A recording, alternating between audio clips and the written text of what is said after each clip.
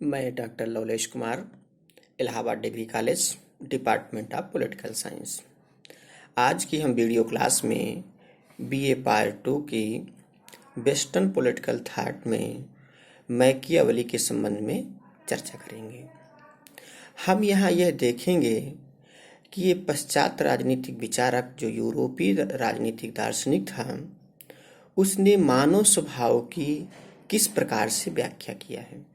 Explanation of human nature, मानव स्वभाव का उसने किस प्रकार से एक्सप्लेन किया है, किस प्रकार उसको जो है उसकी दृष्टि के अनुसार जो मैकियावेली का जो दृष्टिकोण था, अप्रोच था, उन्होंने अपने तत्कालीन परिस्थितियों को दृष्टिगत रखते हुए किस प्रकार के मानव स्वभाव की व्याख्या किया है।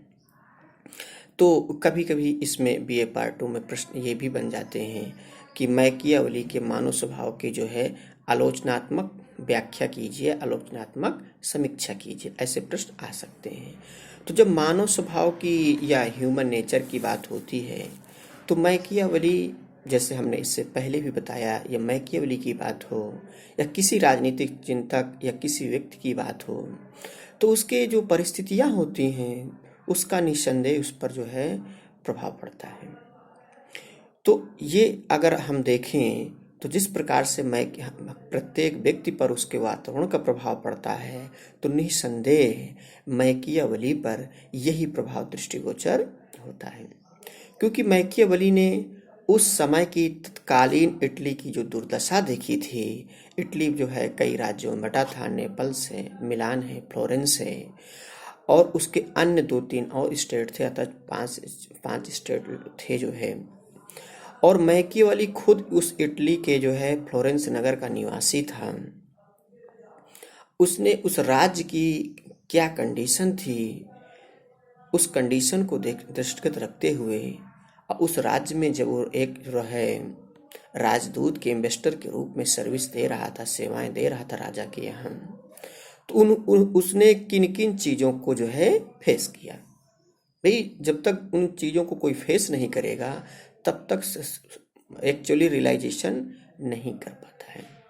तो ऐसे में जब मानव ह्यूमन नेचर की बात होती है तो मैकियावेली मानव स्वभाव संबंधी विचार उसके राजनीतिक दर्शन का क्या था, केंद्र बिंदु था। अर्थात जो मैकियावेली ने अपने पॉलिटिकल जो है फिलॉसफी में जो है, अगर राजनीतिक दर्शन की जब उसके बात करते हैं तो सबसे मुख्य बिंदु क्या देखता है, वो ह्यूमन नेचर को देखता है, मानव स्वभाव को देखता है। उसको उस राज्य की कल्पना या व्याख्या जिस रूप से करता है तो उसमें मुख्य रूप से पहले मानव स्वभाव को रखता है, क्योंकि तभी वो कहता है कि वहाँ के यदि मानव सचरित्र वो होंगे तभी उसके आधार पर किस प्रकार की शासन व्यवस्था की जा सकती है। तो अब हम यहाँ देखते हैं कि मैकियावेली का मानव स्वभाव संबंधी विचार उसके राजनीतिक दर्शन का क्या था, एक केंद्र बिंदु था, और यह इटली के मानव स्वभाव को देखते हुए वर्णन किया। मैकियावेली के मानव स्वभाव का जो उसने व्याख्या किया, उसके जो है इंटरप्रिटेशन किया, उसका जो है तो मैकियावेली ने संपूर्ण विश्व के मानव स्वभाव को दृष्टिगत रखते हुए उसने इस तरह की व्याख्या नहीं किया जो उसने एक्सप्लेन कर रहा है, बल्कि उसने जो मानव स्वभाव की व्याख्या किया वो इटली के लोगों को दृष्टिगत रखते हुए किया, ना कि सब ऑल वर्ल्ड को जो है। तो ऐसे में जो है व्यक्ति किया, अर्थात इटली के तत्कालीन परिस्थितियों पर आधारित है। अर्थात कहने का यही रीजन है कि जो मैकियावेली ने अपने राजनीतिक दर्शन का जो प्रतिपादन किया, पॉलिटिकल दर्शन का प्रतिपादन किया जो है राजनीतिक दर्शन का, तो उसमें मुख्य बिंदु के रूप में मानव स्वभाव को रखता है। और मानव स्वभाव उस समय की तत्कालीन स्थितियों में, क्योंकि छोटे छोटे टुकड़ों में बटा हुआ था, तो मैकियावेली की मुख्य समस्या थी कि इटली का एकीकरण कैसे किया जाए, क्योंकि उसी फ्लोरेंस राज्य में एक राजदूत या मुख्य सचिव जैसे प्रशासनिक पद पर रहते हुए मैकियावेली को सत्ता के परिवर्तन की वजह से अपनी नौकरी खोना पड़ा था। जब नौकरी खोना पड़ा तो राज्य की सारी सुविधाओं से वो वंचित हो गए, एक तरह से निर्वासित जीवन जीने लगा। यदि निर्वासित जीवन ना जीता तो उसे मानव स्वभाव की व्याख्या करने के पास टाइम थोड़ी था। वो कि मानव स्वभाव की व्याख्या करता कि इटली के लोग कैसे हैं, इटली के लोगों में किस प्रकार की शासन व्यवस्था होनी चाहिए और कौन से व्यवस्था के माध्यम से इटली का इंटीग्रेशन किया जा सकता है। तो जो उस तत्कालीन करंटली कंडीशंस थी इटली की, तो वो देखा जब, तो मैकियावेली का मानना था कि मानव स्वभाव अच्छा नहीं होता है, क्योंकि व्यक्ति यदि अच्छा होता, क्योंकि वो छोटे छोटे टुकड़ों में बटा हुआ था जो है इटली, और आपस में वहाँ के लोग लड़ते और झगड़ते थे। जब लड़ते झगड़ते थे तो जब मैकियावेली ने उसका तत्कालीन परिस्थितियों को व्याख्या कर जो है अवलोकन करते हुए जब उनका जो है निरूपण किया मानव स्वभाव का, तो उसने कहा कि उसने ये निष्कर्ष पर पहुंचा कि मानव स्वभाव अच्छा नहीं है, वह जन्म से बुरा होता है। ये कोई बीच की बात नहीं है, वो बर्थ के टाइम से ही, जन्म से ही वो जो है बुरा होता है। सामान्य रूप से मनुष्य, यदि एक तरह से जर्नल थ्योरी या यूनिवर्सल थ्योरी की बात करें, ह्यूमन की यूनिवर्सल थ्योरी की बात करें, तो क्या होते हैं? कृतज्ञ, झूठे, चंचल, लोभी और कायर होते हैं। मानव स्वभाव की व्याख्या करते हुए मैकियावेली ने इस प्रकार से उसको एक्सप्लेन किया कि अगर जर्नल थ्योरी की हम बात करें तो मानव स्वभाव के सामान्य सिद्धांत में क्या होते हैं? कृतज्ञ अर्थात किए हुए व्यक्ति के उपकार को ना मानना। काम निकल गया तब तक तो सब कुछ सही है, और काम नहीं निकला तब माई लॉर्ड आप ही है, माई लॉर्ड जो भी कहिए, आपसे बेहतर कोई अच्छा हमारा फ्रेंड नहीं है, नोट सवा दे दीजिए आप। और नोट सवा मिला नहीं, इसके बाद कोई स्थितियां चेंज हो गई, फिर ऐसे मिलेंगे लगता है आप किसी को जानते ही नहीं है। तो उन्होंने कहा कृतज्ञ हैं, झूठे हैं, जो व्यक्ति हैं वो क्या हैं? झूठे हैं, और क्या हैं? चंचल हैं, लोभी और कायर हैं।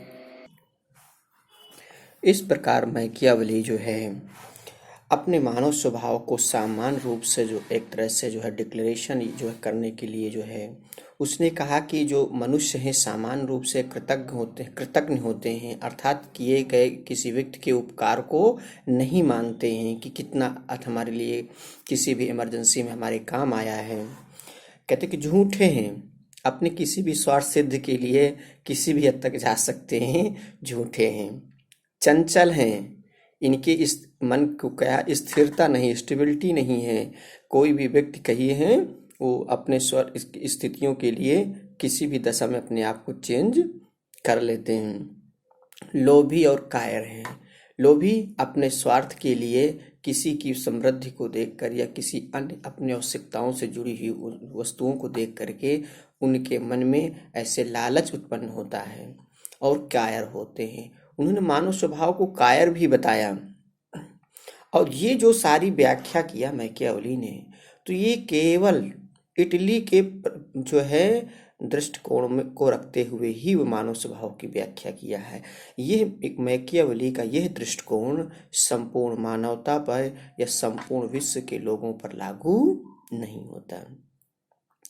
उन्होंने और आगे कहा कि जब तक आपको सफलता मिलती, उन्होंने कहा कि इन तत्वों को लेकर के मैकियावेली ने कहा कि मानव को स्वभाव क्या है कि जब तक आपको सफलता मिलती है तब तक तो वे पूर्ण रूप से आपके बने रहते हैं, और जैसे ही उनको आपसे कोई सफलता नहीं मिलती है या उनका कोई स्वार्थ सिद्ध नहीं होता है तो वो तुरंत आपसे किनारा कर लेते हैं।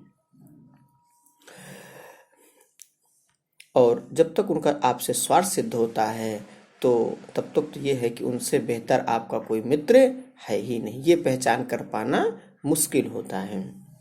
लेकिन जैसे ही आप असफल हो जाते हैं तो आपसे किनारा कर लेते हैं। जैसे उनसे आपसे उनका कोई स्वार्थ सिद्ध नहीं हो रहा है तो तुरंत अपने आप को साइड में कर लेते हैं। अर्थात इस आधार पर यदि हम कह सकते हैं तो मनुष्य किसी से तभी तक प्रेम करता है जब तक उसका स्वार्थ सिद्ध होता है। अर्थात मनुष्य के प्रेम का जो संबंध है वो किससे है? स्वार्थ से है।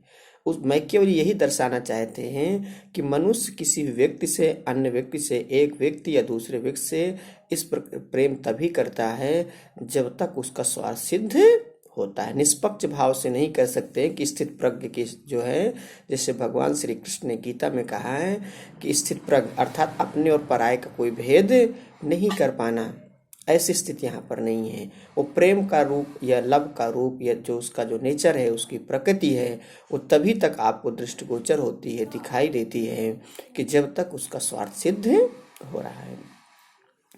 मैकियावेली ने अपनी एक प्रसिद्ध पुस्तक, जैसे हमने बताया है कि प्रिंस और डिस्कोर्सेस नामक जो है 2 पुस्तकें लिखी, शासन कला और जो है राजकुमार करके 2 पुस्तकें लिखी। तो उन्होंने एक स्थान पर लिखा कि लोग ना केवल डरपोक होते हैं, ना केवल अज्ञानी होते हैं, वरन स्वभाव से दुराचारी होते हैं। अर्थात इस आधार पर उन्होंने व्याख्या किया कि लोग क्या होते हैं, केवल डरपोक ही नहीं होते, डरपोक के साथ साथ क्या होते, अज्ञानी होते, नॉनसेंस या बेवकूफ भी होते हैं, वरन स्वभाव से दुराचारी होते। अर्थात स्वभाव ही उनका क्या है, अच्छा नहीं है। आवश्यकता पड़ने पर वो सचरित्र दिखाई देते हैं। अगर उनकी रिक्वायर है किसी चीज की या उनका कोई किसी से काम निकल रहा है, तो उस स्थिति पर मनुष्य के स्वभाव की व्याख्या करते हुए मैकियावेली ने कहा कि वो व्यक्ति सामने जब प्रेजेंट होते हैं तो ऐसे सचरित्र प्रतीत होते हैं कि इनसे बेहतर कोई है ही नहीं। और लोग क्या होते हैं, प्रथम श्रेणी के स्वार्थी, वो अपनी वासनाओं के दास होते हैं। जो भी अगर मैकियावेली अपने शब्दों में जिन तीखे और कड़े शब्दों में मनुष्य के स्वभाव की व्याख्या कर सकते हैं, उन्होंने कोई कसर नहीं छोड़ी कि डरपोक होता है मनुष्य, अज्ञानी होता है, दुराचारी होता है, और यहाँ तक कि जो उन्होंने कहा कि अपनी वासनाओं के भी दास होता है, अपनी वासनाओं। और प्रथम श्रेणी का, फर्स्ट कैटेगरी का क्या होता है, सेल्फिश होता है। इस आधार पर यदि मैकियावेली के स्वभाव की व्याख्या करें तो मैकियावेली मनुष्य के स्वभाव को अच्छा नहीं कह रहा है। और मैकियावेली का एक प्रसिद्ध कथन भी है, उसी की स्टेटमेंट भी देते हैं कि लोग पिता की मृत्यु के गम को तो आसानी से भूल जाते हैं, लेकिन पितृधन को आसानी के साथ नहीं भूलते हैं। और ऐसा भी नहीं है कि मैकियावेली के इन शब्दों में कुछ वास्तविकता या सच्चाई नहीं है। आज भी यदि उनके कुछ तर्कों को देखा जाए इस मानव स्वभाव से भी, तो बहुत कुछ सच्चाई भी प्रतीत होती है, लेकिन इसको एक तरह से यूनिवर्सल नहीं किया जा सकता है। यदि आज इसके जो है इस कहा जाए कि लोक पिता की मृत्यु को सच भी है कि जब किसी परिवार में या किसी फैमिली में पिता की मृत्यु होती है तो उसके बेटे आपस में मिल करके सहयोग पूर्वक उस पिता के अंतिम दाह संस्कार की बात नहीं करते। पहले उसके पास दी हुई या उसके द्वारा बनाई हुई संपत्ति के बंटवारे और उसके हिस्से की बात करते हैं कि मुझे इतना हिस्सा नहीं मिला, हम क्यों ऐसा करें। तो ये है कि जिसने जिसको जन्म दिया, अर्थात अपने कर्तव्यों से विमुख हो रहे हैं, अपने ड्यूटीज से जो है क्या हो रहे हैं, डाइवर्ट हो रहे हैं, अलग हो रहे हैं, मुड़ रहे हैं। तो ऐसी स्थितियों में क्या कहेंगे कि जिसने हमको जन्म दिया हम उसी के प्रति कृतज्ञ नहीं हैं, तो हम ऐसी स्थिति में मनुष्य को अच्छा कैसे कह सकते हैं। अब जिसे हमने पहले प्रश्न बोल दिया था कि मानव स्वभाव की आलोचनात्मक व्याख्या कीजिए मैकियावेली की, तो इन शब्दों के आधार पर ही आपको वहां व्याख्या करना पड़ेगा जो है। तो कहते हैं कि जब पिता की मृत्यु हो जाती है तो उसके बेटों में आपसी जो है तालमेल के द्वारा सहयोगपूर्ण उसके अंतिम संस्कार की बात नहीं होती है, जबकि उसकी मृत्यु के बाद उसकी प्रॉपर्टी पर बात होती है कि मैकियावेली जो है उसकी क्या हिस्सा हमको मिला क्या नहीं मिला, और आपस में लड़ाई और झगड़े कर बैठते हैं। तो मैकियावेली ने कहा कि मानव स्वभाव का जो पक्ष रखा वो केवल इटली के ही लोगों का, हमने कई बार इस चीज को देखा, क्योंकि आपका ध्यान बार बार हम आकृष्ट कर रहे हैं कि यदि मानव स्वभाव की बात करें तो ये जो मैकियावेली मानव स्वभाव की व्याख्या कर रहे हैं केवल और केवल इटली के लोगों को दृष्टिगत रखते हुए किया, क्योंकि उस समय की राजतंत्रिक शासन व्यवस्था की तत्कालीन परिस्थितियों को ध्यान में रखते हुए उन्होंने जो उस राज्य के अंदर रहते हुए वो परिदृश्य देखा कि लोग, क्योंकि देखा कि पहले जिस राजा का शासन था उसके समय दूसरे थे, और उस राजा की जो है शासन व्यवस्था चेंज हो गई, तो किस प्रकार से राजा, क्योंकि उसका मानना है मैकियावेली का कि वहाँ के लोग, वहाँ की जनता इस राजा का सहयोग किए होते तो ऐसा ना होता। इतनी आसानी के साथ सत्ता का परिवर्तन कोई अन्य राजा जीत करके नहीं कर सकता है। वो इसीलिए मैकियावेली इसी आधार पर सब कहना चाहते हैं कि यदि राजतंत्रीय व्यवस्था में भी यदि वहाँ के रहने वाले लोग, वहाँ के प्रजा यदि राजा का अपने सहयोग करते, उसका जो है समर्थन करते, तो अन्य कोई विदेशी राजा या दूसरे राज्य का राजा आक्रमण करके उस पर विजय प्राप्त ना करता। तो उन्हीं ने कहा ना कि अपना जो चरित्र रखा वहाँ के लोगों को, कि लोग अपने अपने में मस्त हैं और अपने अपने उसकी व्याख्या कर रहे हैं, अपने अपने हितों की सिद्ध कर रहे हैं। तो इटली के मनुष्यों पर आधारित है, अतः मानव स्वभाव की व्याख्या क्या है। अब इसमें यदि कहा जाए कि इस मैकियावेली की मानवीय स्वभाव की जो व्याख्या किया वो एक तरह से लॉजिकल नहीं है, तार्किक नहीं है, न साइंटिफिक है। अर्थात इटली के दृष्टिकोण को ध्यान में रखते हुए मैकियावेली ने जिस अपने दृष्टिकोण को प्रतिपादित किया वो क्या है, अवैज्ञानिक है और तार्किक नहीं है, तार्किकता विहीन और अवैज्ञानिक है। जैसा कि मैकियावेली स्वीकार किया है, और उसने क्या स्वीकार किया है, उसने कहा है कि जहां के लोग, ऐसा नहीं था कि यदि मैकियावेली के स्वभाव की या उसकी बात करते हैं, शासन तंत्रों की बात करते हैं, तो ऐसा नहीं था कि मैकियावेली रिपब्लिक को प्रायोरिटी नहीं देते थे, गणतंत्र को भी प्रायोरिटी देते थे, लेकिन वहाँ की जो तत्कालीन परिस्थितियाँ थीं तो उनकी दृष्टि में या उनकी नज़र में वो सफल नहीं प्रतीत हो रही थी। इसलिए उन्होंने जो मानव स्वभाव की व्याख्या किया तो उसने कहा कि जहाँ मैकियावेली ने कहा कि जिस देश की जनता या जहाँ वहाँ की जनता चरित्रहीन है, कैरेक्टरलेस है, बेईमान है, भ्रष्ट है, धूर्त है, लालची है, अस्थिर व्यवहार का है, वह निरंकुश राजतंत्र ही हो सकता है सफल। और जहां वहां किस प्रकार की व्यवस्था होनी चाहिए, निरंकुश राजतंत्र की, एब्सोल्यूट पावर उनके पास होना चाहिए कि जिस समय चाहे लॉकडाउन लगा दें, चाहे जिस समय आर्मी शासन लगा दें, और चाहे जिस समय उसको आर्डर दे करके फ्री कर दें।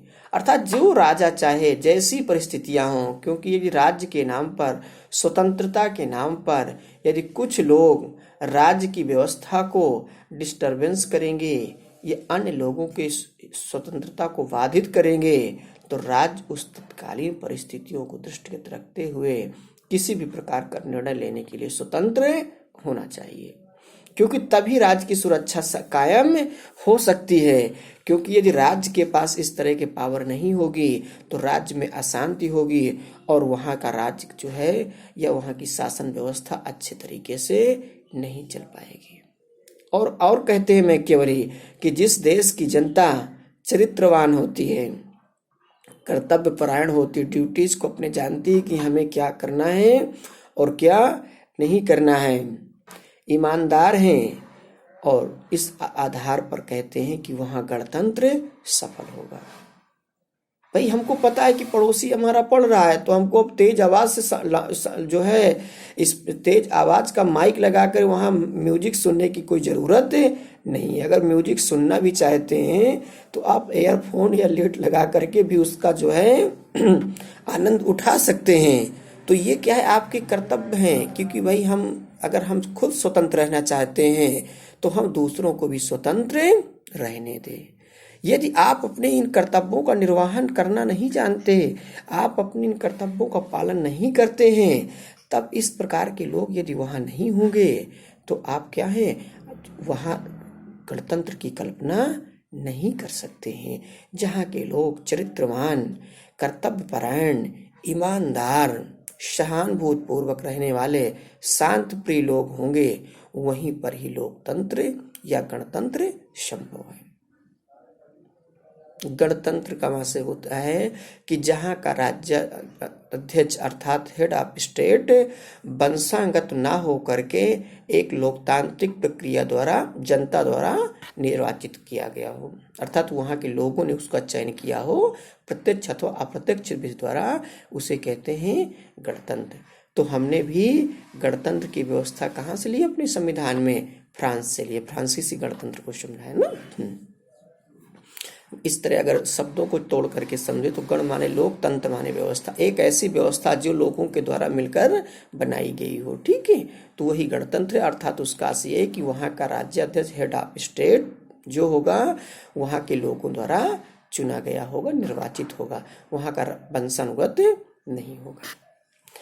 तो इस आधार पर उन्होंने जो है क्या किया, मानव स्वभाव को बताया कि कैसे है।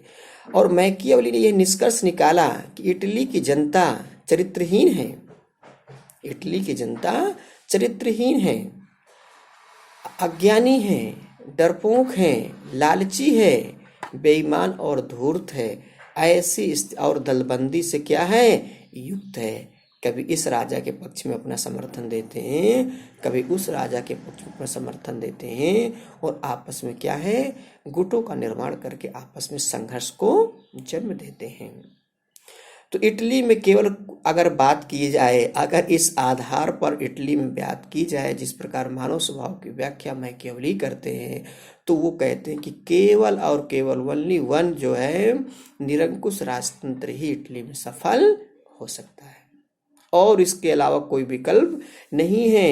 यदि और किसी विकल्प का हम चयन करेंगे तो इससे देश इटली की एकता और जो है को स्थापित नहीं किया जा सकता, इटली को एकीकरण नहीं किया जा सकता, क्योंकि इटली की मैकियावेली की मुख्य सी प्रॉब्लम थी, दो ही समस्याएं थी मुख्य रूप से उसके सामने। इटली का एकीकरण कैसे किया जाए, इटली में राष्ट्र राज्य की स्थापना कैसे की जाए, क्योंकि उस समय के तत्कालीन परिस्थितियों को दृष्टि में रखते हुए मैकियावेली ने देखा कि यूरोप के अन्य देशों में तो धीरे धीरे राष्ट्र राज्य की स्थापना होती जा रही है, लेकिन वह दुर्दशा जो इटली की देख रहे थे, इटली के विभिन्न राज्यों की देख रहे थे, आपस में लोग लड़ रहे थे, भिड़ रहे थे।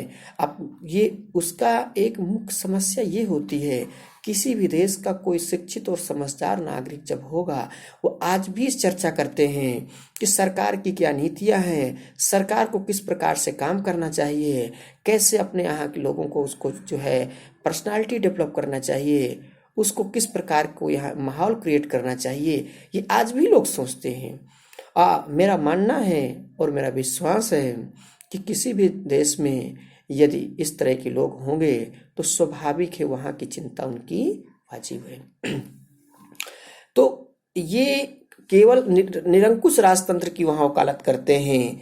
अब उन्होंने यद्यपि मैकियावेली को क्या था, गणतंत्र से रिपब्लिक से प्रेम तो था, लेकिन जो वहाँ की स्थितियाँ देखी, वहाँ की जो दशा देखी, उसको देख करके उनको नहीं ये लगा कि यहाँ लोकतंत्र भी सफल हो सकता है, यहाँ गणतंत्र भी सफल हो सकता है।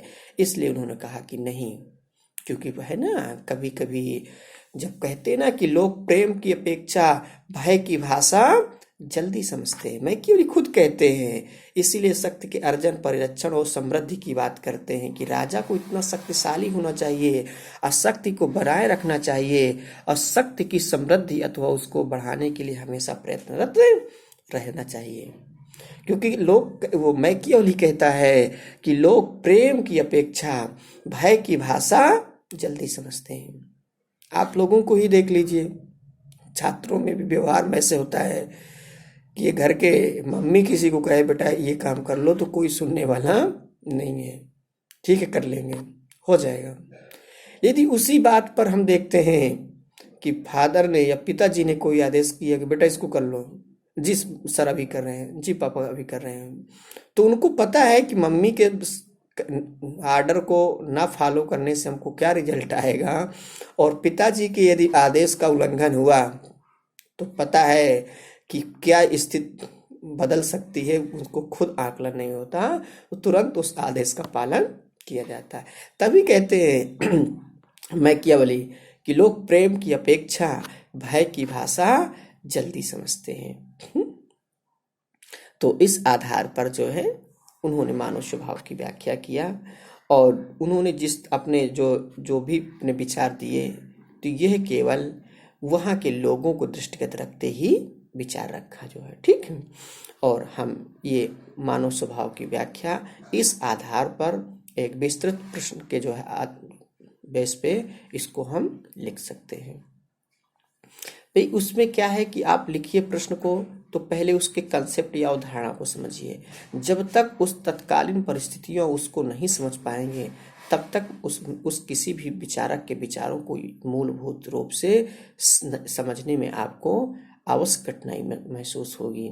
तो पहले उसकी परिस्थितियां समझिए, उसके बारे में जानिए कि आखिरकार ऐसा क्यों सोच रहा है, वो क्यों उसकी परिस्थितियां हैं। और जब ये इस आधार पर कंसेप्चुअल आधार पर समझेंगे तो मुझे ऐसा महसूस हो रहा है, मेरा ऐसा मत है या विश्वास है कि आप लोगों को बहुत आसानी से समझ में आएगा और कुछ अच्छा उसमें कर सकते हैं। और जब आपका एक कंसेप्ट डेवलप हो जाएगा तो क्योंकि इतना ग्रेजुएशन लेवल में इतना विषय वस्तु इतना ब्रॉड है, इतना विस्तृत है कि हर किसी के एक पॉइंट टू पॉइंट रट करके किसी प्रश्न का उत्तर जो है लिखना थोड़ा मुश्किल महसूस हो रहा है। तो आज की इस मैकियावेली की क्लास में जो है हम मानव स्वभाव की चर्चा किया। अब हम ये बात करते हैं कि मैकियावेली की जो स्थितियां थी वो उन्होंने मुख्य रूप से किस पे चर्चा किया जो है, इस पे किया जो है मानव स्वभाव पे किया। और राज्य पर भी अपने विचार देते हैं, राज्य के साथ साथ जो है धर्म पर भी विचार देते हैं। तो हम अभी इस पे जो है राज्य पर तो नहीं लेकिन थोड़ा सा उस पे मैकियावेली का धर्म और राजनीति पर विचार थोड़ा सा समझ लेते हैं। अभी हमारा जो है लगभग 7-8 मिनट अभी काम चल जाएगा। तो मैकियावेली का धर्म और राजनीति पर विचार दिया तो जो मध्यकाल में धर्म से अलग राजनीति का कोई अस्तित्व नहीं था। मध्यकाल की अगर हम बात करते हैं या एशियन पीरियड की बात करते हैं तो धर्म से अलग राजनीति का कोई अस्तित्व नहीं था, अर्थात धर्म सत्ता ज्यादा हावी थी और राजनीति का वजूद कम था। अर्थात राजनीति जो किस पे था, धर्म पर आश्रित था। अतः संपूर्ण राजनीतिक धार्मिक थी। आधुनिक काल में मैकियावेली पहला राजनीतिक विचारक था जिसने धर्म को राजनीति से क्या किया, पूर्णतः पृथक कर दिया और धर्म निरपेक्ष राजनीति का प्रतिपादन किया। उन्होंने कहा कि भाई ये जो धर्म है, नैतिकता है, इससे कोई काम हो, सफलता कोई हासिल होने वाली नहीं है। क्योंकि इतिहास गवाह है कि जिस नैतिकता को आधार बना करके, जिस उच्च आदर्शों को मानक रख करके हमने युद्ध के नियमों का पालन नहीं किया, कूटनीतिक नियमों का पालन नहीं किया, तो निसंदेह उनको अपनी असफलता का मुंह देख जो है असफलता उनको उनके किए गए कार्य पर छिपी हुई थी। क्योंकि मोहम्मद गोरी ने भारत पर 17 बार आक्रमण किया था। यदि पृथ्वीराज चौहान उस पहली बार में हराने के बाद उसका वही अंत कर देते तो उसका जो है ये खामियाजा न देश को भुगतना पड़ता और न स्वयं मोहम्मद जो है पृथ्वीराज चौहान को। क्योंकि जब लास्ट की जो दुर्दशा थी उसकी क्या स्थिति, किस मुकाबले को पृथ्वीराज चौहान खुद फेस किया था, तो उन्होंने उसकी तो आंख निकला करके मोहम्मद गोरी ने उसको जो है पूछ रहे थे कि आप शब्दवेदी भाण चलाने के महाराज शब्दवेदी भाण चलाते हैं तो आप कैसे इसका जो है करेंगे। तो मोहम्मद गोरी खुद ऊपर जो है बैठ गया था। पृथ्वीराज रासो उसका राज कवि था मोहम्मद जो है पृथ्वीराज चौहान का। तो उन्होंने कहा, आंख निकला करके कहा आप शब्दवेदी बाण मारिए, क्योंकि जब शब्द पहचानते तो आंख की क्या आवश्यकता है। तो उन्होंने कहा कि उसका कवि जो है तब वो ऐसा नहीं थे, तो वो भी राजकवि थे, राजा के प्रतिभक्त थे। तो उन्होंने कहा कि आप राजा हैं, आप निस्संदेह धनुष बाण लेकर के बैठे। तो उन्होंने इशारा किया कि 4 बांस 24 गद अंगुल अष्ट प्रमाण ता ऊपर सुल्तान है मत चूको चौहान। उन्होंने संकेत दिया, उसकी दूरी जो है एक कोटेशन के माध्यम से, एक उसमें छोटे से कोटेशन के माध्यम से स्पष्ट कर दिया कि इतनी दूरी के अंतराल में सुल्तान बैठा हुआ है और आप अपने तरकस में बाण को इस तरह से जो है लगाइए कि आपका बाण उस सुल्तान तक पहुंच जाए। अंत मोहम्मद गोरी जो है वहाँ अपनी जान गंवानी पड़ी, क्योंकि पृथ्वीराज चौहान उस स्थिति में भी अपने स्वाभिमान को बनाए रखते हुए अपने शब्द भाण का परिचय दिया। तो यहाँ तक के जो हम उस उदाहरण को यहाँ से कोरिलेटेड करना चाहते हैं, तो हमारे इसका उदाहरण लेने का आशय ये था कि यदि मैकियावेली जो कह रहे हैं कि यदि धर्म को राजनीति से अलग कर दे, क्योंकि धर्म के अंदर क्या है, नैतिकता, कई चीजें जो डली हुई हैं, नैतिकता है, स्वकर्तव्य पालन है, सामाजिक न्याय है, कानून है और समाज, ये बहुत सारी चीजें डली हुई हैं। वो धर्म के अंतर्गत कर्तव्य परायण तो व्यक्ति है ही है, स्वकर्तव्य पालन की बात करते हैं, नैतिकता की बात करते, धर्म के अंदर ही नैतिकता डली हुई है। तो कहते हैं कि यदि इस राजनीति से धर्म को अलग कर दिया जाएगा तो हम अपने लक्ष्य को आसानी से प्राप्त कर सकते हैं, क्योंकि यही स्थिति यदि मैकियावेली की नीतियों का पालन करते हुए यदि पृथ्वीराज चौहान भी अपने नीतियों को संपादित करते जो है, तो मोहम्मद घोरी से युद्ध के पहले युद्ध में जब उसने हराया था तो वह उसी समय यदि उसका अंत किए होते तो लास्ट की स्थिति में ये उसका हास्य ना होता। तो उन्होंने आधुनिक काल में वो पहले राजनीतिक विचारक थे जो है मैकियावेली ने, जो है कि उसने धर्म को जो है राजनीति से अलग कर दिया। क्या राजनीति में धर्म का कोई स्थान नहीं, क्या गलत है क्या सही है इसका निर्णय तत्कालीन परिस्थितियों के आधार पर किया जाएगा। उन्होंने कहा कि राज्य की सुरक्षा के लिए साधन कोई भी हो, अगर वो आप साध्य की प्राप्ति के लिए साधन पवित्र हो अथवा अपवित्र हो, यदि आपका लक्ष्य मिल जा रहा है तो सभी साधन पवित्र मान लिए जाएंगे। आप उसकी पवित्रता और क्वालिटी और उसकी उस पे मत जाइए। यदि आपके लक्ष्य मिल गया तो भाई कोई किसी भी साधन के माध्यम से जो आपने टारगेट बना रखा है मिल जाए, कहते ना। अब इसका आशय ये है कि साम दाम दंड भेद, चाहे समझा करके, चाहे कुछ अवार्ड या पुरस्कार या प्रलोभन दे करके, समझा करके, दाम दंड दे करके या उसको तोड़ करके आपस में लड़ा करके, किसी भी तरीके से यदि हम बात करें तो अपने लक्ष्य को प्राप्त कर सकता है। अगर वो अपने लक्ष्य को प्राप्त कर लेता है वही क्या है, वही साध्य है। कितना भी अपवित्र साधनों का प्रयोग किया जाए वो सब उचित ही अपवित्र माने जाएंगे, केवल और केवल आपका लक्ष्य मिलना चाहिए। तो आज की क्लास, वीडियो क्लास हम BA पार्ट 2 की यहीं तक रखते हैं। Thank you so much. फिर नेक्स्ट वीडियो क्लास में फिर मिलते हैं। आप इन चीज़ों को, वीडियो को सुनिए, उसका बुक का भी अध्ययन करिए। अध्ययन करने के बाद मैं आपसे ये कहना चाहूँगा, जितने भी छात्र छात्राएं मेरी आवाज़ को सुनेंगे या मेरे वीडियो को देखेंगे, कि उनसे आप नोट्स कंप्लीट करके अभी से एग्ज़ाम की तैयारी के लिए प्रिपेयर रहें। Thank you so much.